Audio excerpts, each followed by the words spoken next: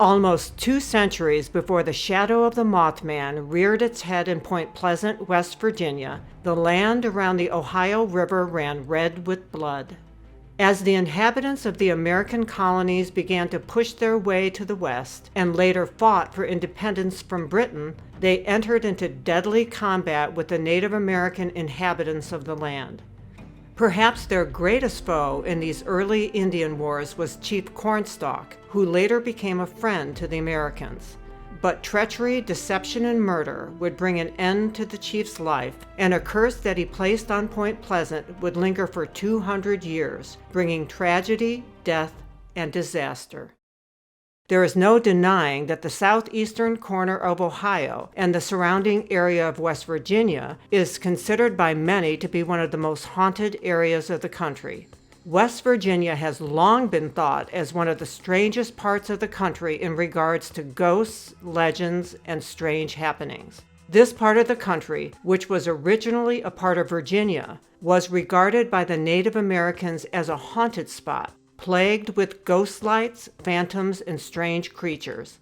The town of Parkersburg, just north on the river from Point Pleasant, has more than its share of ghosts. And nearby is Athens County, Ohio, home to the most haunted city in the entire state. But how did this region gain such a reputation? Why are many people not surprised to find stories of the Mothman and other mysterious creatures roaming this part of the country? There have been a number of theories to explain the large number of haunted happenings here, including that this area may be some kind of window between dimensions. This would, according to theories, allow paranormal phenomenon to come and go and vanish at will, just as the Mothman did after 13 months of appearing around Point Pleasant. Those researchers with a historical bent have offered their own solutions, though. They have traced the supernatural roots of the region back to a bloody event from the days of the American Revolution and a great curse. As the American frontiersmen began to move west in the 1770s, 7 nations of Indians formed a powerful confederacy to keep the white men from infringing on their territory. The Shawnee were the most powerful of the tribes and were led by a feared and respected chieftain called Kitugwa, which translates to mean cornstalk. In 1774, when the white settlers were moving down into the Kanawha and Ohio River valleys, the Indian Confederacy prepared to protect their lands by any means necessary. The nations began to mass in a rough line across the point from the Ohio River to the Kanawha River, numbering about 1,200 warriors. They began to make preparations to attack the white settlers near an area called Point Pleasant on the Virginia side of the Ohio River. As word reached the colonial military leaders of the impending attack, troops were sent in and faced off against the Indians.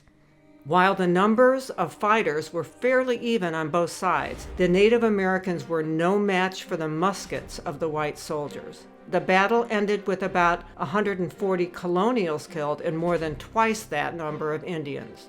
The tribes retreated westward into the wilds of what is now Ohio, and in order to keep them from returning, a fort was constructed at the junction of the Kanawha and Ohio rivers.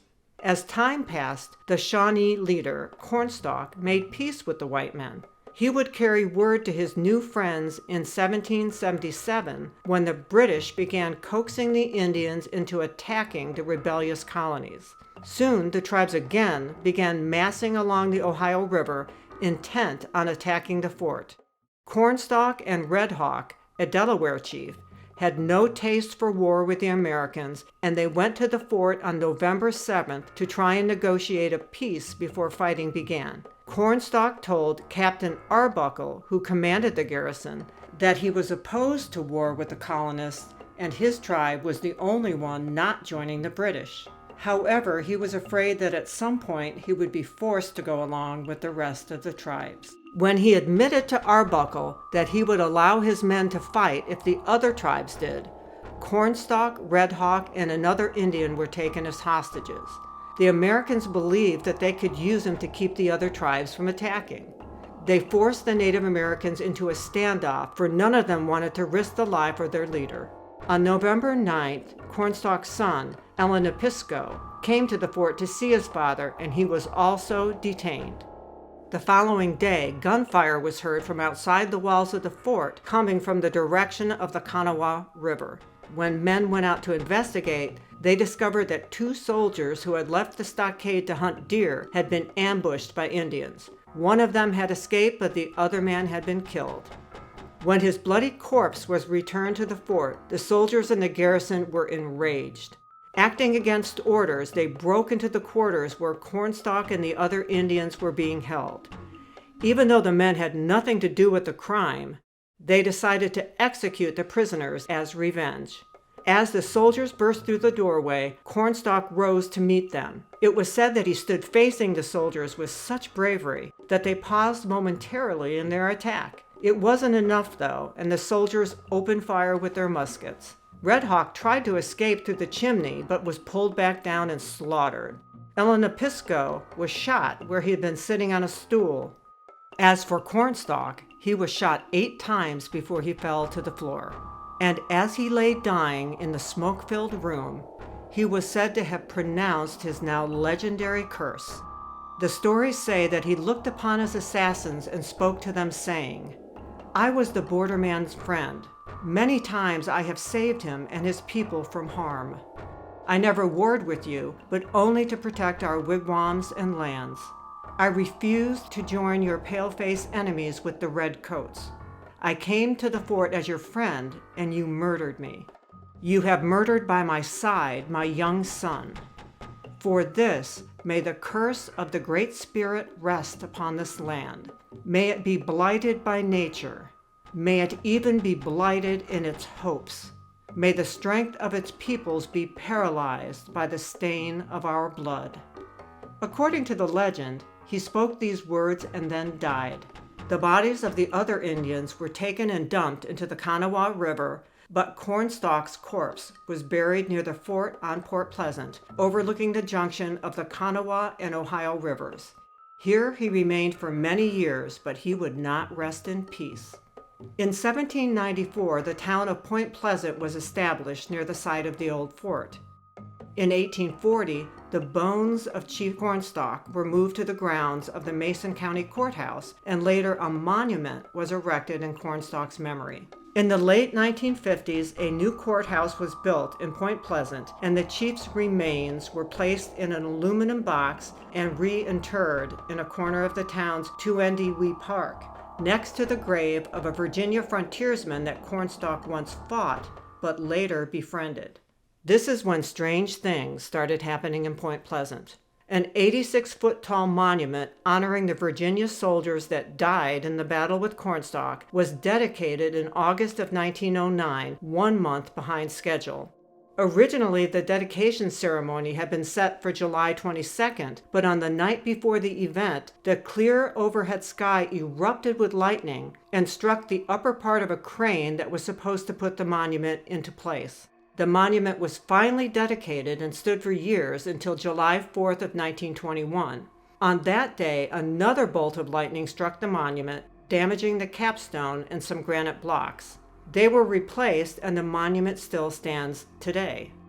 Could the freak lightning strikes have been acts of vengeance tied to Cornstalk's fabled curse?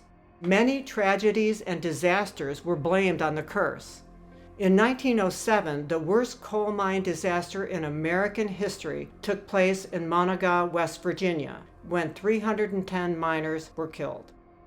In 1944, 150 people were killed when a tornado ripped through the area. Then, in 1967, the devastating Silver Bridge collapse sent 46 people hurtling to their death in the Ohio River on December 15. Many have also connected this tragedy to the eerie sightings of the Mothman, strange lights in the sky, and odd paranormal happenings. In 1968, a Piedmont Airlines plane crashed in August near the Kanawha Airport, killing 35 people on board. And in November of 1970, a Southern Airways DC-10 crashed into the mountains near Huntington, West Virginia, killing 75 people on board. In January of 1978, a freight train derailed at Point Pleasant and dumped thousands of gallons of toxic chemicals. In April of the same year, the town of St. Mary's, north of Point Pleasant, was struck with tragedy when 51 men who were working on the Willow Island power plant were killed when their construction scaffolding collapsed. And there have been many other strange occurrences, fires, and floods. Most would say, however, that floods are a natural part of living on the river, although Point Pleasant was almost obliterated in 1913 and in 1937. It might be hard to tie such natural occurrences into a curse, but what about the barge explosion that killed 6 men from the town just before Christmas of 1953? Or the fire that destroyed an entire downtown city block in the 1880s? So how real is the curse? Is it simply a string of bloody and tragic coincidences? Can it be used to explain why the area seems to attract strange happenings and eerie tales? For the most part, the deaths and tragedies seem to have waned over the years, perhaps dying out at the bicentennial of Chief Cornstalk's death. Largely, the curse has been forgotten over time, and today Point Pleasant is better known for its connection to otherworldly visitors like Mothman than for Indian curses and bloody frontier battles. So who can say whether there really is a Chief Cornstalk curse? Let's hope for the sake of the people of the Ohio River Valley that Chief Cornstalk will finally rest in peace.